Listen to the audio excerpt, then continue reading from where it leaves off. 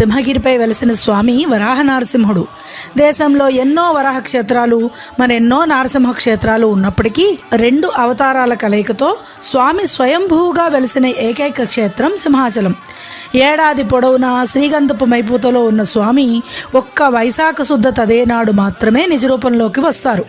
స్వామిపై ఉన్న చందన విసర్జన ఎలా జరుగుతుందో ఇప్పుడు తెలుసుకుందాం. స్వామివారిపై చందనం తొలగించడం ఒక ప్రత్యేక పద్ధతిలో నిర్వహిస్తారు. తదేకు 2 రోజుల ముందు నుండి రాత్రులు స్వామివారిపై ఉన్న చందనం మెత్తబడడం కోసం పవిత్ర జలాలతో శీతలాభిషేకం చేస్తారు. తదేనాడు ఉత్సవంలో భాగంగా స్వామివారిని సుప్రభాతంతో మేల్కొల్పి భోగ మండపంలో విశ్వక్సేన ఆరాధన, పుణ్యాహవచనం, ఋత్వికవరణం, పంచకలస ఆవాహన జరిపి ఘంటానాదపూర్వకంగా వైదిక పెద్దలు, అర్చకులు అంతరాలయంలో ప్రవేశిస్తారు. గర్భాలయ ద్వారం వద్ద తెరవేసి చతుర్వేదాలు, దివ్య ప్రబంధం, క్షేత్ర మహత్యం, పండితులు పారాయణలు జరుపుతుండగా వైదిక పెద్దలు వెండి బొరిగెలతో శ్రీగంధాన్ని ఒలిచి వరాహ నరసింహుణ్ణి నిజరూపంలోకి తీసుకువస్తారు.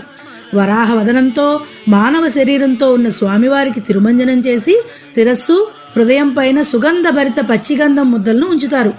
అనంతరం ఆరాధన జరిపి శీతలం, ఫలములు, వడపప్పు నివేదన చేసి మంగళాశాసనం చేస్తారు.